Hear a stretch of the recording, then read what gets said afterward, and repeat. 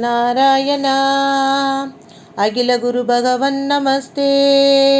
சர்வத்ர கோவிந்த நாம சங்கீர்த்தனம். கோவிந்தா கோவிந்தா.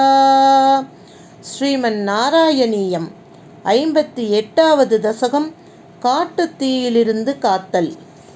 மெய்ப்பொருள் அறிவோம்.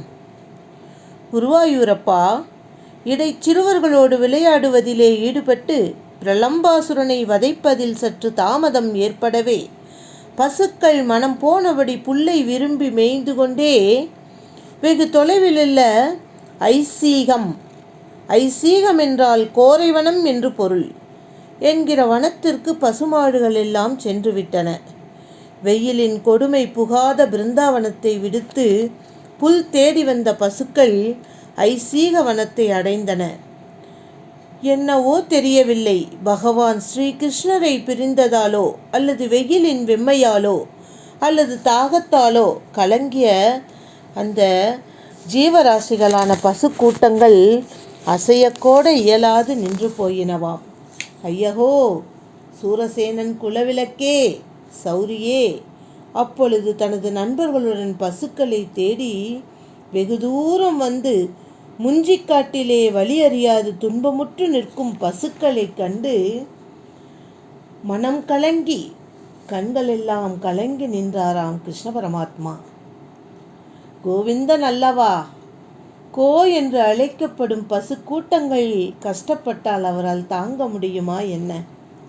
பசு கூட்டங்களை எல்லாம் திருப்பி அழைத்து செல்ல விரைவாக அவைகளை நெருங்கும் பொழுது அந்தோ நாற்புறமும் காட்டுத்தீ சூழ்ந்து பரவியது.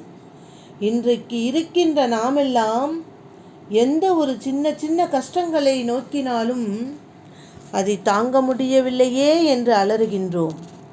ஆனால் இந்த இயற்கையின் காட்டுத்தீ சூழ்ந்து பரவியதும் ஐந்தறிவு கொண்ட அந்த ஜீவராசிகள் பசு கூட்டங்கள் எவ்வளவு துன்பப்பட்டிருக்கும் கொஞ்சம் எண்ணி பாருங்கள்.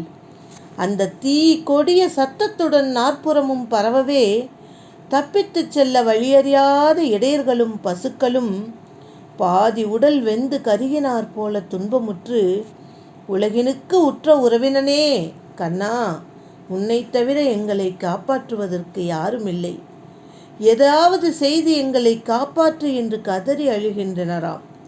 எல்லோருடைய துயரங்களையும் கிருஷ்ணா, மணிவண்ணா, கோவிந்தா என்று அழைத்தால் போதுமே, ஓடோடி வந்து துயத்துடைக்கும் பகவானே, உன்னையே சரணடைந்திருக்கும் அந்த பசு ஜீவராசிகளையும் இடையர்களையும் எப்படி காப்பாற்றப் போகின்றார்?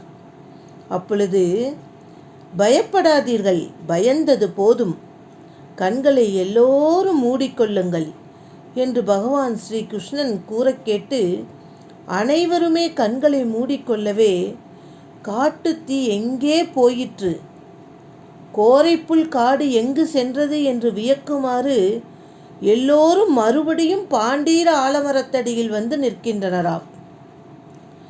எவ்வளவு அற்புதமாக இருக்கிறது இது! கேட்ட நிமிடத்திலேயே அத்தனை ஜீவராசிகளும் பிழைத்து விட்டனர் அப்பாடா என்று மனம் உணர்கிறதல்லவா? இதைத்தான் இங்கே நாராயண பட்டத்திரி நமக்கும் சொல்ல வருகிறார். அப்பன் குருவாயூரப்பன் நம்மை என்றுமே கைவிட மாட்டார். எல்லோருமே அப்பன் குருவாயூரப்பனின் மீது 100% நம்பிக்கை வைத்து இது நடக்குமா நடக்காதா என்ற ஒரு கேள்விக்குறியே இல்லாமல் அப்பனிடம் வந்து தஞ்சமடைந்து விட்டோம் என்று நினைத்தாலே போதும், நாம் முக்தி அடைந்து விடுவோம். இதில் எல்லளவும் சந்தேகம் கொள்ள வேண்டாம் என்பதற்காகவே நாராயண பட்டத்திரி இந்த காட்டுத்தீ என்ற வரிகளை நமக்கு எழுதி காண்பித்துள்ளார். இந்த நாராயணிய கிரந்தத்தை படிக்கின்ற ஒவ்வொரு நாட்களும் நமக்கு ஒவ்வொரு விதமாக நமக்கு அப்பன் குருவாயூரப்பனை கொஞ்சம் கொஞ்சமாக அடிமேல் அடி வைத்து நெருங்கிக் கொண்டே இருக்கின்றோம். நம்முடைய மனமும் வலுவற்றதாகி பூ போல மிகவும் லேசாகி எந்த கஷ்டம் வந்தாலும் அது கஷ்டமாகவே நம்முடைய கண்களுக்கு தெரியாத வகையிலே நாராயண பட்டத்திரி நம்மை கைப்பிடித்து அந்த குருவாயூரப்பனின் அருகிலே அழைத்து செல்கின்றார். அதை உணருங்கள் தோழிகளே. ஏ குருவாயூரப்பா, உமது வெற்றியே வெற்றி, இது என்ன மாயையோ என்று இடையர்களும் பசுக்களும் போற்றி உரைப்பது கேட்டு புன்முறுவல் பூத்த வண்ணம் மேலும் பற்பல விளையாட்டுகளை செய்து கொண்டு வனத்திலே சஞ்சரித்தாராம் நம் கிருஷ்ண பகவான். வெயிற்காலத்தில் மட்டும் பூக்கும் பாதிரி முதலிய பூக்கள் பூத்திருப்பதனாலோ அது வேனிற்காலம் என்று அறிய முடிந்ததே தவிர அவ்வனத்தின் அடர்த்தியால் எங்கும் குளிர்ந்து இருந்ததாம். பிருந்தாவனம் என்றால் ஒரு சாதாரணமாக அந்த வார்த்தை மட்டுமே நமக்கு தெரிந்த ஒன்று. பிருந்தாவனம் என்றால் எப்படிப்பட்டது என்று நாராயண பட்டத்திரி குறிப்பிடுகிறார் பாருங்கள். வெயிற்காலத்தில் பூக்கும் பாதிரி பூக்கள் பூத்தால் மட்டுமே அங்கு இருக்கின்றவர்களுக்கு அது வெயிற்காலம் என்று தெரியுமாம். அந்த வெயிலின் அந்த தாக்கம் கூட உணராத வகையிலே பிருந்தாவனம் அவ்வளவு சுகமாக குளிர்ந்து இருக்குமாம். குருவாயூரப்பா பகவானே, யமுனை கரையிலே உள்ள இடங்களிலே கழித்த வேனிற்காலம் எப்படி இருந்தது தெரியுமா? இதோ அந்த வேனிற்காலம் எப்படி என்று வர்ணிக்கிறார் பாருங்கள்.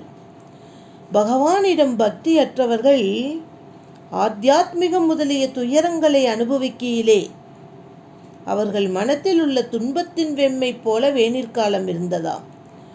நிச்சயமாக என்னதான் அவர்கள் வெளியிலே பகவானிடம் பக்தி இல்லாமல் நடந்து கொண்டாலும் அவர்கள் மனத்திற்குள்ளே துன்பத்தின் வெம்மை வேனிற்காலம் போல் சுடுமாம். பகவானை துதிப்பவர்களின் உள்ளத்தில் உள்ள பாவமான சேற்றை உலர்த்தும் துதியின் சூடு போலவும் நாம் எல்லாம் பகவான் குருவாயூரப்பனை தஞ்சமடைந்து இந்த நாராயண கிரந்தத்தை படித்து கொண்டிருக்கிறோம் அல்லவா? இதற்கு முன்னே நாம் சேர்த்து வைத்திருப்போமே பாவம் என்கின்ற சேறு, அதை துடைக்கின்ற குருவாயூரப்பனின் மந்திரங்கள், அந்த ஸ்லோகங்கள் அவ்வளவு சூடாக இருக்குமாம். பகவானின் கையிலே உயர்ந்து விளங்கும் சக்கரத்தின் ஒளி போலவும் அவ்வளவு வெளிச்சமாக இருந்ததாம். இவ்வேனிற்காலத்திற்கு பின்னே வருகை புரிவது மழைக்காலம். அது எப்படி இருந்ததாம்? குருவாயூரப்பனின் திருமேனி போன்று, கிருஷ்ண பரமாத்மாவின் மேனி அழகை போன்று கருத்த வண்ணமுடைய மேகங்களுடனும் பகவானின் இடையிலே விளங்கும் மஞ்சள் பட்டாடையின் ஒளி போன்ற மின்னல்களுடனும் உலகில் அனைவருக்கும் மகிழ்ச்சி அளிப்பதாக இருந்ததாம் அந்த மழைக்காலம். அத்தகைய மழைக்காலத்தை மலை குகைகளில் விருப்பம் போல் விளையாடி கழித்தாராம் நம் பகவான். நினைப்பதற்கே எவ்வளவு சந்தோஷமாக இருக்கின்ற வேளையிலும் நாம் எவ்வளவு தூரம் கடந்து வந்து விட்டோம். பகவான் ஸ்ரீ கிருஷ்ணனுடைய இன்பங்களிலிருந்து, அந்த காலத்தில் உள்ள இடையர்களின் பிருந்தாவன சுகத்திலிருந்து எத்தனை காத தூரம் நாம் இன்று தள்ளி வந்து வாழ்ந்து கொண்டிருக்கின்றோம் என்று நினைக்கும் பொழுதே உடல் வெம்மையை உணர்கிறது. தேவதேவனே, மலைகளில் சிறந்த கோவர்த்தன மலை தனது குகைகளில் புகுந்து விளையாடுகிற பெரும் புகழ் பெற்ற பகவானை குகைக்குள்ளே, அதுவும் எங்கே, கோவர்த்தன மலை என்ற குகைக்குள்ளே இடையர் சிறுவர்களோடு விளையாடிய பகவானை கொண்டல்களை கண்டு மகிழ்ந்த மயில்களின் கே கா கா கூ என்ற புதிய புதிய ஒளிகளால் துதித்தும், மலர்ந்த மல்லிகை கதம்பம் முதலிய பூக்குவியல்களால் புஷ்பாஞ்சலி செய்தும் சேவித்ததாம்.